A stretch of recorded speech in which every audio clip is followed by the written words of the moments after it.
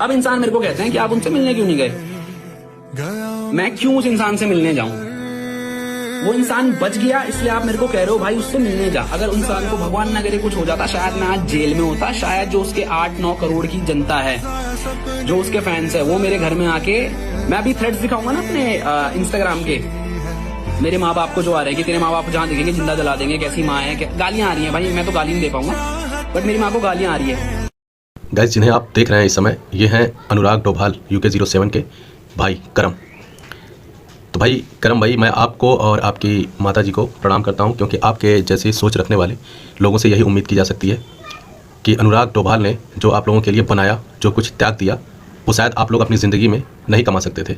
जो कुछ भी आज आपके पास है, इज्जत, शोहरत, फेम, वो सब जो है अनुराग की ही वजह से है। आप लोग अपनी ज़िंदगी में देखिए, आपके जैसे बहुत से ऐसे लोग हैं जो कुछ नहीं कर सकते, लेकिन किसी दूसरे के सपोर्ट से ही आप लोग अपने आप को स्टेबल, उस काबिल बना पाए हो। तो आज आप लोग के अंदर इतना एटीट्यूड है, इतना घमंड है, तो वो जायज़ है। क्योंकि कभी कभी सांपों को दूध पिलाना भी उस इंसान के लिए घातक होता है जो दूध पिलाता है।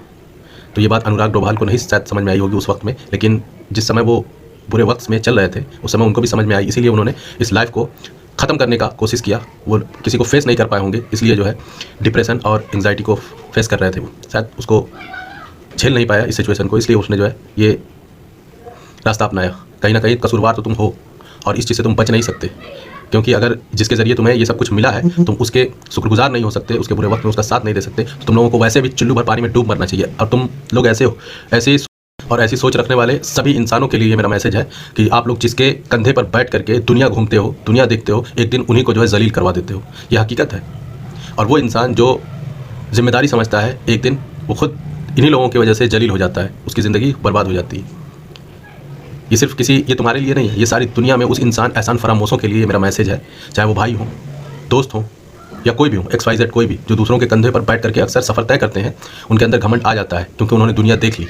उनको ये लगता है कि ये सब हमने अपनी बदौलत देखा, अपनी किस्मत से। हकीकत ये नहीं है। हकीकत ये है कि आप उस कंधे पर जिस पे आप बैठ कर घूम रहे हो, दुनिया देख रहे हो, उसका सबसे बड़ा त्याग है। और एक दिन आप उनको ही जलील कर देते हो, रुसवा कर देते हो। वो फिर भी महान है हर हाल में। उसने अगर कितनी भी बड़ी गलती करी हो, कितना भी बड़ा कुछ किया हो, वो फिर भी आपसे बढ़ करके है। इस दुनिया में महान है वो इंसान जिसने अपना इतना बड़ा त्याग दिया, अपने कंधे पर आपको बैठाल करके दुनिया दिखाई। और मुझे तो इस बात पर सबसे बड़ा अफसोस होता है कि चलो भाई हो तुम, तुम्हारी ये तो है ही है कि तुम पटीदारी निभाओगे, लेकिन उस माँ पर मुझे अफसोस होता है जो 9 महीने तक अपने पेट में रखती है, बच्चे को रखती है, दर्द महसूस करती है, लेकिन उसके दर्द को जो है कैसे नहीं फील कर पाती है।